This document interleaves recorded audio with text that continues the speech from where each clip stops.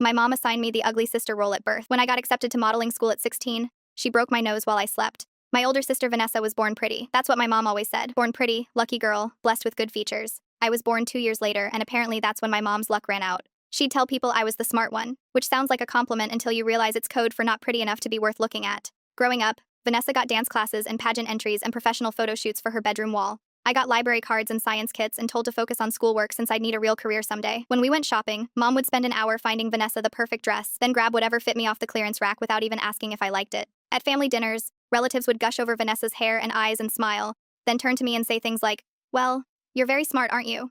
My mom would nod and add, "Thank God one of them got brains because Vanessa won't need to work a day in her life with that face." She said this like it was a compliment to both of us. But what I heard was that Vanessa's value was in being looked at and mine was in being useful. When I was 14, I started working at a coffee shop after school to save money. Mom asked what I was saving for, and I told her I wanted to buy my own clothes instead of wearing Vanessa's hand-me-downs that never fit right. She laughed and said I should be grateful. Vanessa even passed them down, that most pretty girls wouldn't want their ugly sister wearing their things. The words hit me like a punch. Ugly sister. She'd actually said it out loud. I went to my room and cried for 2 hours. When I came out for dinner, she acted like nothing had happened and told Vanessa she should consider modeling. The suggestion stuck with Vanessa, but honestly, she wasn't interested. She liked math and wanted to be an engineer. But Mom kept pushing, printing out applications to modeling agencies and leaving them on Vanessa's desk. One night, I found one of those applications in the trash and pulled it out. The agency was doing open calls the following Saturday. I studied the photos of their models and realized something that had never occurred to me before. They were pretty, yes, but they were also just regular people who'd learned how to stand and angle their faces and present themselves. Maybe pretty wasn't something you were born with. Maybe it was something you could learn. That Saturday, I told my mom I was going to the library and took the bus downtown to the modeling agency instead. The waiting room was full of girls who looked like Vanessa. Thin, perfectly styled, confident. I almost left 3 times but forced myself to stay. When they called my name, I walked into a bright studio where a woman named Jen asked me to stand on a mark and turn slowly. She studied me for what felt like forever, then smiled and said I had great bone structure and an interesting face. Interesting felt like another word for ugly, until she explained that editorial modeling needed faces that stood out, that told stories, that weren't just conventionally pretty. She asked if I'd ever considered professional modeling. I told her I hadn't, that my mom always said I should focus on school because I wasn't the pretty one. Jen's expression hardened and she said that was garbage, that my features were striking and would photograph beautifully. She handed me an information packet about their modeling school. It was expensive, $800 for a 3-month course, but they had scholarship applications for students who showed promise. I filled out the scholarship application that night and submitted it with photos I took in my bathroom mirror, using my phone. 6 weeks later, I got an acceptance letter with a full scholarship. I was going to modeling school. I hid the letter in my desk drawer and didn't tell anyone. Not my mom, not Vanessa, not even my best friend. I knew my mom would find some way to ruin it, either by mocking me or by suddenly deciding Vanessa should do it instead. The classes started in August, right after my 16th birthday. I told my mom I got a second job doing inventory at a department store on Saturday mornings. She didn't question it. Why would she care what the ugly daughter did with her time? For 3 months, I took the bus to modeling school every Saturday and learned how to walk, how to pose, how to use angles and lighting. I learned about skincare and hair care and how to dress for my body type. More than that, I learned confidence. Learned to look at myself and see something other than the ugly sister. The change was gradual, but my mom noticed. She commented that I was standing up straighter, that I'd done something different with my hair, that I looked almost pretty in certain lighting. The almost stung, but I ignored it. Then 2 weeks before graduation from modeling school, I made a mistake. I left my acceptance letter on my desk, and my mom went through my room looking for laundry. She found it. That night, she called me into the kitchen where she was sitting with the letter in front of her. She asked what this was, and I told her the truth, that I'd gotten a scholarship to modeling school, that I'd been going every Saturday for 3 months, that I had a graduation showcase coming up where agency scouts would be watching. Her face did something I'd never seen before. Not anger exactly, but something colder. She said modeling was Vanessa's thing, that I was trying to steal my sister's opportunities, that I was being selfish and attention-seeking by pretending I could be something I wasn't. I tried to explain that Vanessa didn't even want to model, but Mom cut me off and said I was forbidden from going to the graduation showcase, that she was calling the school Monday to withdraw me. I went to bed that night feeling crushed but determined to go to the showcase anyway. I'd earned this. But I never made it to that showcase. I woke up at 3 a.m. to blinding pain in my face and my mom standing over my bed with a hammer in her hand. My nose was broken, blood everywhere, and when I screamed, she told me to shut up or she'd do it again. She said now I'd never be a model, that I'd have a crooked nose forever and everyone would see me for what I really was, an ugly sister, trying to be something she could never be. But what happened next showed me who the real monster in my family was. I remember the sound of my bedroom door slamming as my mom left. I was choking on blood, my hands trembling as I tried to stop the bleeding with my pillowcase. Everything was spinning, and the pain was so intense I could barely think. I must have been making enough noise for Vanessa to hear, because suddenly she was there, standing in my doorway in her pajamas. "Oh my God," she whispered, then screamed. "What happened? Your face." I couldn't speak properly through the blood and pain, but I didn't need to. Vanessa saw the hammer on my nightstand where Mom had left it, saw the blood spattered across my sheets, and understood immediately. Her face went pale, then hardened with determination. Don't move, she said, grabbing her phone from her pocket. I'm calling 911.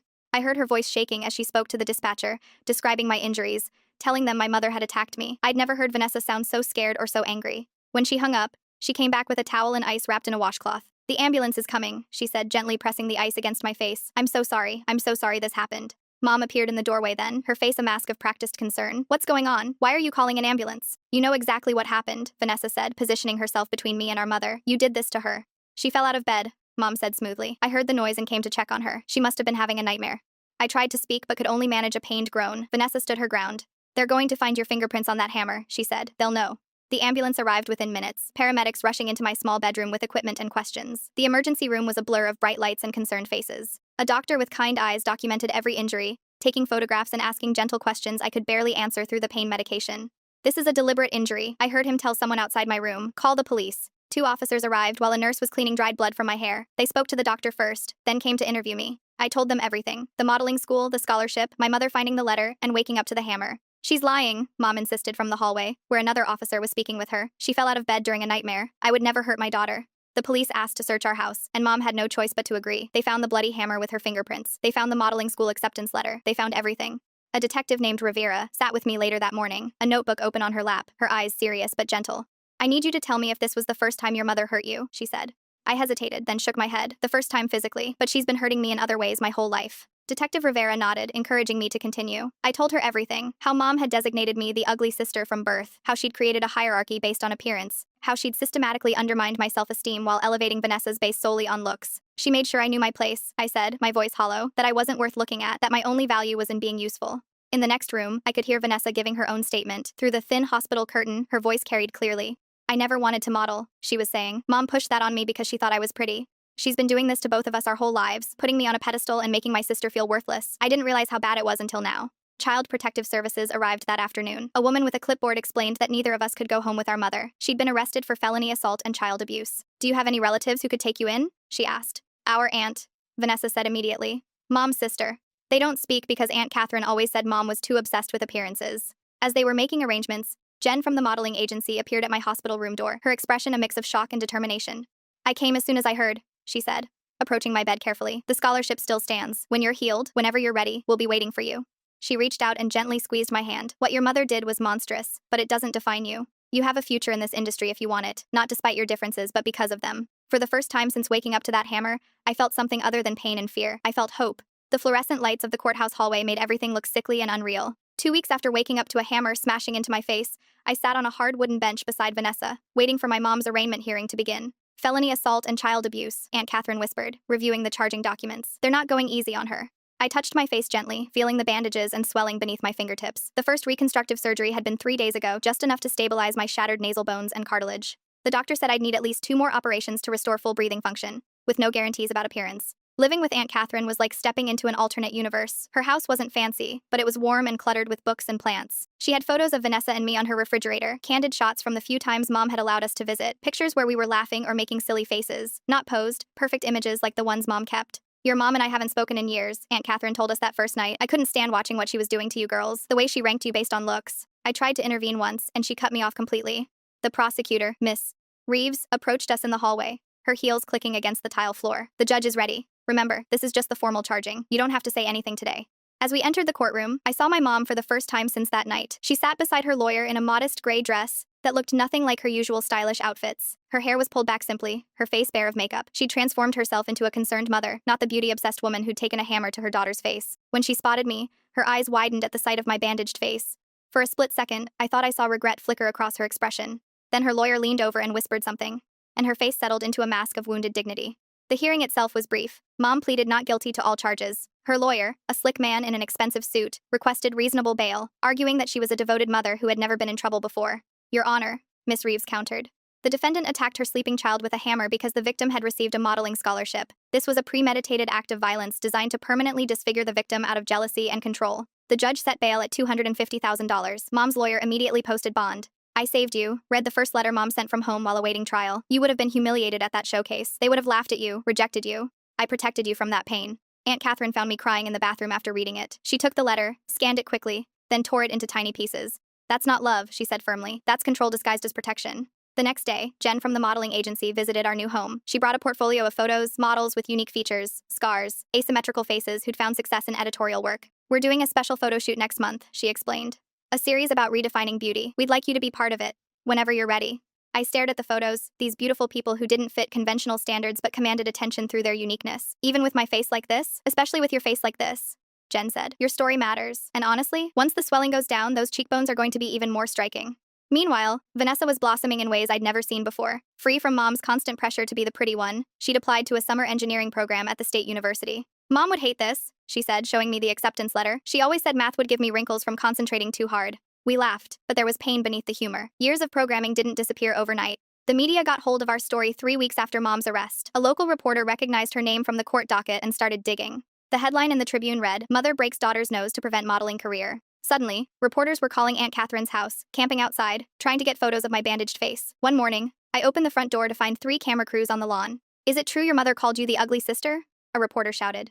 Aunt Catherine slammed the door shut and called our lawyer. The publicity forced Mom's attorney to respond. He held a press conference claiming temporary insanity, saying my mother had suffered from protective maternal instinct syndrome and had acted in what she believed was my best interest. My client saw her vulnerable daughter being exploited by an industry known for destroying young women's self-esteem, he told the cameras. She reacted emotionally to protect her child from what she perceived as imminent psychological harm. Vanessa threw a couch pillow at the TV. "That's such garbage. She's been hurting you for years." The prosecutor's office called the next day. They'd been investigating Mom's background and discovered a pattern. Her college roommate came forward describing how Mom had sabotaged prettier girls in their sorority by spreading rumors or accidentally ruining their clothes before important events. A former coworker revealed Mom had once put hair removal cream in another woman's shampoo bottle after the woman was promoted over her. "We need you to testify at the preliminary hearing, Miss So," Reeves explained. "The judge needs to understand this wasn't an isolated incident, but the culmination of a lifelong pattern of psychological abuse. The thought of facing my mother in court made me physically ill, but the alternative, letting her get away with it, possibly even regaining custody, was worse. I'll do it," I said. The preliminary hearing was held in a small courtroom with just the judge,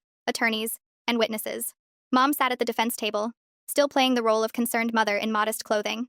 When I took the stand, she smiled at me sadly, as if we shared some secret understanding. I looked away, focusing instead on Vanessa and Aunt Catherine in the gallery. Miss Reeves led me through my testimony gently. I described growing up as the ugly sister, the constant comparisons, the deliberate undermining of my self-esteem. I explained how I'd hidden the modeling school acceptance because I knew Mom would try to stop me. "And what happened the night of the assault?" Miss Reeves asked. I took a deep breath. I woke up to my mother standing over me with a hammer. She'd already hit me once. My nose was broken. There was blood everywhere. She told me to shut up or she'd do it again. She said now I'd never be a model, that I'd have a crooked nose forever, and everyone would see me for what I really was, an ugly sister trying to be something I could never be. Mom's lawyer objected repeatedly, claiming my testimony was prejudicial.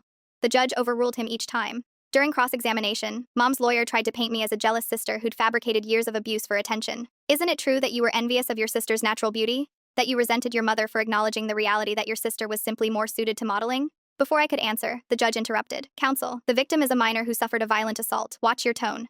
By the time I stepped down from the witness stand, I was emotionally exhausted but stronger than I'd felt in years. The judge found sufficient evidence to proceed to trial on all charges. As the bailiff led Mom away, she looked back at me with an expression I couldn't read. Was it anger, regret, or just the realization that her control was finally slipping away? Outside the courthouse, Aunt Catherine hugged me tightly. "You did it. You stood up to her." "We both did," I said, reaching for Vanessa's hand. For the first time in my life, I wasn't the ugly sister. I wasn't any kind of sister defined by appearance. I was just me, damaged but healing, and finally free to discover who I might become. The courtroom feels smaller than it looks on TV. Maybe it's the weight of all these eyes on me. Or maybe it's because my mom is sitting 20 feet away, staring at me like I'm the one who betrayed her. It's been 6 weeks since I woke up to a hammer smashing into my face. 6 weeks of surgeries, police interviews, and nightmares where I'm drowning in my own blood.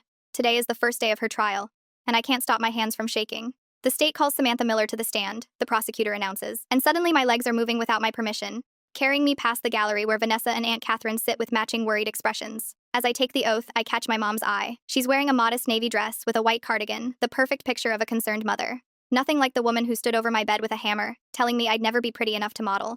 Miss Reeves, the prosecutor, starts gently. "Samantha, can you tell the court about your relationship with your mother?" I clear my throat. For as long as I can remember, my mom divided my sister and me into roles. Vanessa was the pretty one, and I was the other one. The smart one, she'd say. But what she meant was the ugly one. Mom's lawyer jumps up. "Objection, Your Honor. Speculation on the defendant's thoughts." "Sustained," the judge says. "Please stick to factual observations, Miss Miller." I take a deep breath. When Vanessa was 14, my mom started pushing her to model. She'd buy her special clothes, take her for professional photo shoots, enroll her in pageants. Meanwhile, I got library cards and was told to focus on academics since I wouldn't be able to rely on my looks. Miss Reeves nods encouragingly. "What happened when you received the modeling school scholarship?" I hid it from her, I say, my voice growing steadier. I knew she wouldn't approve. She'd always made it clear that modeling was Vanessa's territory, even though Vanessa never wanted it. When Mom found my acceptance letter, she was different. Cold. That night, I woke up to her standing over my bed with a hammer. The courtroom goes so quiet I can hear the clock ticking. I touch my nose, still swollen and crooked despite the first surgery. She told me now I'd never be a model.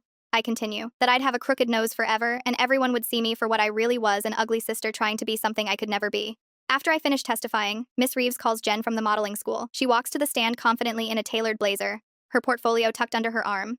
Miss Reynolds, what made you offer Samantha a scholarship? Miss Reeves asks. Jen smiles at me. Samantha has what we call an editorial look, striking bone structure, expressive eyes, features that photograph beautifully because they're distinctive. In today's modeling industry, unique faces are often more valuable than conventionally pretty ones. So she has genuine modeling potential? Absolutely. Even with her injuries, she has remarkable potential. The scholarship was merit-based, not charity. Mom's lawyer stands for cross-examination. Isn't it true that your agency profits from vulnerable young girls with unrealistic dreams? Objection! Miss Reeves shouts. Sustained, the judge says sharply. Jen remains composed. Our school teaches professional skills and industry realities. Many students go on to successful careers, while others discover modeling isn't for them, but they leave with confidence and self-awareness either way. When Vanessa takes the stand after lunch, I can see Mom's face change. She leans forward, eyes softening like she's seeing her favorite child, but Vanessa doesn't look at her. Vanessa, Miss Reeves begins, did you want to pursue modeling? No, Vanessa says firmly. I've always loved math and engineering, but Mom insisted modeling was my destiny because of my appearance. She'd say things like, don't waste your pretty face on textbooks. How did your mother treat your sister compared to you? Vanessa's voice cracks. She trapped us both. I was the pretty sister who couldn't be anything else, and Samantha was the ugly sister who couldn't try to be pretty. If I expressed interest in academics, Mom would say I was throwing away my potential. If Samantha tried to look nice for a school dance, Mom would make comments about how some people should focus on their strengths instead. Did you witness the night of the assault? I heard Samantha screaming, Vanessa says, tears forming. When I found her, there was blood everywhere. Mom tried to claim she fell out of bed, but the hammer was right there on the nightstand, covered in blood. The courtroom murmurs, and I see several jurors glancing at my mom with disgust. After a short recess, Miss Reeves calls Dr. Elaine Winters, a child psychologist who specializes in family dynamics. Dr. Winters, what is comparative parenting and how does it affect children? The psychologist adjusts her glasses. Comparative parenting occurs when children are consistently ranked against each other. The smart one, the athletic one, the pretty one. This creates artificial competition and damages sibling relationships. More importantly, it limits children's sense of possibility. If you're labeled the ugly one, you internalize that identity and stop trying to develop in areas deemed off-limits to you. And the long-term effects? Devastating. Children develop distorted self-images, anxiety, depression. They struggle to form healthy relationships because they've been taught their value is contingent on narrow traits rather than their whole selves. The most shocking moment comes when Miss Reeves presents Exhibit 23, a leather-bound journal found in my mother's bedroom during the police search. Your Honor, this journal contains entries dating back 16 years, detailing the defendant's deliberate strategy to assign her daughters specific roles based on appearance. She reads an entry from when I was 4, asterisk, Vanessa's features are developing nicely. She'll be stunning by puberty if I guide her properly. Samantha remains plain, though her intelligence seems above average. Better to direct her toward academic pursuits where her looks won't hold her back, asterisk. And another from when I was 12, asterisk, caught Samantha trying on Vanessa's makeup today. Had to be firm with her about staying in her lane. Some girls simply aren't meant for certain things, and the sooner she accepts her limitations, the happier she'll be. Asterisk. I feel dizzy hearing these words. All those years, it wasn't just casual cruelty, it was a deliberate plan. When Mom takes the stand the next day, her lawyer tries to paint her as a misunderstood mother who only wanted what was best for her daughters. Mrs. Miller. Why were you concerned about Samantha attending modeling school? Mom dabs at her eyes with a tissue. I was trying to protect her from rejection. The modeling world is brutal. I've seen how they tear girls apart, especially ones who don't fit conventional standards. I couldn't bear to watch my daughter face that kind of humiliation. So your actions, while admittedly extreme, came from a place of maternal concern? Yes, she whispers. I only ever wanted to protect her. But Miss Reeves's cross-examination shatters this narrative. Mrs. Miller, you testified you were protecting your daughter from rejection, is that correct? Yes, Mom says firmly. Yet in your journal, you wrote repeatedly about assigning your daughters roles based on their appearance. You described Samantha as plain when she was just 4 years old. How is that protection? Mom shifts uncomfortably. All mothers notice these things. I was just being realistic. You also wrote, and I quote, caught Samantha looking too long in the mirror today. Had to remind her that some people's value lies elsewhere. Is crushing a child's self-esteem your idea of protection? You're taking that out of context, Mom protests. Then let's add context, Miss Reeves says, approaching with a stack of photographs. These are pictures from Samantha's graduation photo shoot at modeling school, taken the day before you attacked her. The instructors described her as having exceptional potential. The photos show me in simple, elegant poses, my face serious and striking.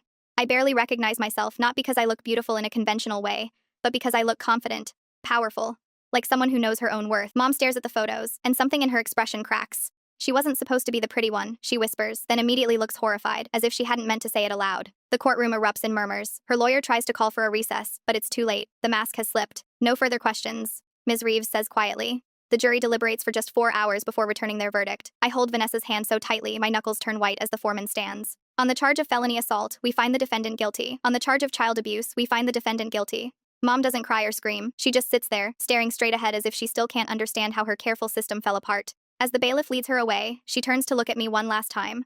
I don't look away. I meet her gaze steadily, my bandaged face held high. I'm not the ugly sister anymore. I'm not any kind of sister defined by looks. I'm just me, broken but healing, and finally free to discover who I might become without her labels holding me back. 8 years, that's what the judge gave her. 8 years for taking a hammer to my face while I slept. I sit in the back row of the courtroom as the sentence is read, Vanessa's hand gripping mine so tightly I can feel her pulse. Mom doesn't look back at us. Her shoulders are rigid beneath her modest cardigan, her hair pulled into a severe bun that makes her look older than her 43 years. The defendant has shown minimal remorse, the judge says, his voice echoing through the silent courtroom. This was not a momentary lapse in judgment, but the culmination of years of psychological abuse designed to control and diminish her children based on physical appearance. Aunt Catherine wraps her arm around my shoulders as Mom is led away in handcuffs. The three of us stay seated while the courtroom empties, reporters rushing out to file their stories about the mother who broke her daughter's nose to prevent her modeling career. It's over, Vanessa whispers, but we both know it isn't. Not really. 2 months after the sentencing, I'm back in the hospital for my final reconstructive surgery. 3 operations in, and my nose will never look the way it did before. The surgeon, Dr. Patel, is honest about the limitations. We've restored your breathing function completely, she explains, showing me digital images of my nasal structure, but there will always be a slight asymmetry to the bridge. I study the projected outcome on her tablet. My nose will have a subtle curve, a distinctive angle where the bone was shattered. Not conventionally perfect, but somehow more interesting than before. I like it, I say, surprising myself with how much I mean it. Dr. Patel smiles. It suits your facial structure. Very editorial, as they say in your industry. My industry. It still feels strange to claim modeling as mine after years of being told I wasn't pretty enough to belong there. Jen visits me the day after surgery, bringing a portfolio of test shots from photographers interested in working with me once I'm healed. We're launching a new campaign, she explains, sitting beside my hospital bed. It's called Redefining Beauty. Your recovery journey will be the centerpiece if you're comfortable with that. You want to use these? I gesture to my bandaged face, the lingering bruises. Not just use them, celebrate them. Each mark tells your story of resilience. That's more powerful than conventional prettiness could ever be. Vanessa calls me from her dorm room at State University, where she started her first semester in the engineering program. The scholarship came through 2 weeks after Mom's sentencing, a full ride based on her perfect SAT scores and the robotics project she'd been working on secretly for years. How's the nose? She asks, her face pixelated on my phone screen. Still attached, I joke, tilting my head to show her the bandages. How's college? Amazing. Her entire face lights up. I'm taking this materials science class that's blowing my mind. And get this, I'm not even the only girl in the program. There are 7 of us. Future engineers of America, I say, feeling a surge of pride so strong it almost hurts. She hesitates, her expression growing serious. Have you read Mom's letter yet? I glance at the envelope on my nightstand, the prison return address stark against the white paper. Not yet. Me neither, she admits. Part of me wants to burn it without opening it. What's stopping you? She sighs. I don't know. Morbid curiosity? Some twisted hope she's finally seen what she did to us? I understand completely. We could read them together when you come home for fall break. Deal, she says, and we move on to safer topics. Aunt Catherine legally adopts us both on a rainy Tuesday in October. The judge is different from the one who sentenced Mom, but he's reviewed our case file thoroughly. When he asks if this arrangement is what we want, Vanessa and I answer, yes, in perfect unison. This family has been through extraordinary circumstances, he says, signing the final papers. But I see extraordinary resilience as well. Afterward, we celebrate at Aunt Catherine's house, our house now, officially. She's hung balloons and a banner that reads Family by Choice in rainbow letters. I have something for each of you, she says, bringing out 2 small wrapped packages. Inside mine is a silver necklace with a pendant shaped like a camera lens. Vanessa's holds a tiny silver wrench. To remind you that you're free to be exactly who you are, Aunt Catherine explains, her eyes shining. No roles, no comparisons. Just you. I wear the necklace to my first professional photo shoot the following week. The photographer, a woman with bright blue hair and tattoo sleeves, specializes in editorial fashion. She positions me near a window, the late afternoon light casting dramatic shadows across my face. That's it, she murmurs as I tilt my chin slightly. Let the light catch that beautiful line of your nose. Beautiful. The word catches me off guard, makes my breath hitch. Sorry, I say, trying to regain my composure. It's just, I know your story, she says gently, but I'm not being kind, I'm being professional. That distinctive profile is what's going to make you stand out in this industry. The resulting photos appear in a major fashion magazine's special issue on redefining beauty standards. In the accompanying interview, I speak openly about Mom's abuse and my recovery. Beauty was a weapon in our house. I tell the interviewer, something that could be given or withheld, used to elevate one child and diminish another. I'm reclaiming that narrative on my terms. The letters from Mom keep coming, one every 2 weeks. Like clockwork. I finally open the first one on a night when Vanessa is home from college, the 2 of us sitting cross-legged on my bedroom floor. You first, Vanessa says, pushing her unopened envelope toward me. I slide my finger under the seal and unfold 3 pages of Mom's precise handwriting. Samantha, I hope your nose is healing well. I've been following your modeling career through magazines in the prison library. The Redefining Beauty campaign was quite clever marketing. You always were resourceful. I want you to understand that everything I did was to prepare you for reality. The world judges women on appearance, that's simply fact. I was trying to protect you from disappointment by steering you toward areas where you could succeed without relying on looks. What happened that night was regrettable, but perhaps necessary. You've carved out a niche for yourself as the model with the interesting story, the damaged beauty. In a way, I gave you that opportunity. Without the broken nose, you'd have been just another pretty face in a crowded industry. Your sister is wasting her potential at that engineering school. Beauty fades, but it opens doors while you have it. She'll realize that eventually. I hope someday you'll understand that my methods, while harsh, came from a place of maternal wisdom. Mom, my hands shake as I finish reading. No apology. No acknowledgement of the damage she caused. Just more manipulation. Trying to take credit for my success while continuing to undermine Vanessa's choices. She's still doing it, I whisper, passing the letter to Vanessa. Still trying to rank us, control us. Vanessa reads it quickly, her expression hardening. Unbelievable. She tears the letter in half, then quarters, then tiny pieces that flutter to the floor like toxic confetti. I don't even need to read mine. I know exactly what it says. That night, we start a foundation. We call it Beyond Reflection, dedicated to supporting young people recovering from parental psychological abuse. Vanessa designs the website between engineering classes, and I become the public face, speaking at schools about recognizing the signs of comparative parenting and beauty-based manipulation. My modeling career takes an unexpected turn when a famous photographer, known for avant-garde fashion spreads, asks to feature me in a series about resilience. The photos are stark, powerful close-ups of my face from different angles, emphasizing rather than hiding the distinctive curve of my reconstructed nose. Your face tells a story, he explains during the shoot. That's rare in this industry. Most models are blank canvases for designers to project onto. You bring your own narrative to every image. The spread goes viral, launching me into a different echelon of the modeling world. Editorial requests flood in, designers wanting the model with the signature profile for their runway shows and campaigns. Vanessa flies in for my first major Fashion Week appearance, sitting front row with Aunt Catherine and Jen. When I walk the runway, my gaze finds them instantly, my real family, the people who see me completely. Later that night, as we celebrate at a rooftop party overlooking the city, Vanessa pulls me aside. I've been thinking about Mom's letter, she says, about how she tried to take credit for your success. Classic narcissist move, I reply, leaning against the railing. But here's the thing, in some twisted way, she's not entirely wrong. I raise an eyebrow, and she quickly continues. Not about breaking your nose being necessary or any of that garbage, but about how surviving her made us who we are. I wouldn't be studying engineering if I hadn't needed to prove her wrong about my only value being my appearance. I consider this, watching the city lights shimmer below us, and I might never have discovered modeling if I hadn't been desperately trying to escape her ugly sister label. We succeeded not because of her, but despite her, Vanessa says firmly. That's the story worth telling. The next morning, I receive a call from a major publisher interested in a memoir about our experience. Your story could help thousands of young people trapped in similar situations, the editor explains. I agree to consider it, but only if Vanessa co-authors it with me. Our story has always been intertwined, the pretty sister and the ugly sister, both damaged by the same toxic system. When I tell Aunt Catherine about the book offer, she pulls me into a fierce hug. You're rewriting the narrative, she says. Both of you are. And she's right. The roles Mom assigned us at birth, the pretty sister and the ugly sister, no longer define us. We've broken free of her system, creating our own definitions of beauty, success, and worth. Mom still has 6 more years in prison, 6 more years of sending letters we may or may not read, trying to manipulate us from behind bars. But her power over us is gone. The hammer that broke my nose shattered her control as well. I touch the silver camera pendant at my throat, a reminder that I am seen for who I truly am, not the ugly sister, not the girl with the broken nose, just me, a young woman defining beauty on her own terms.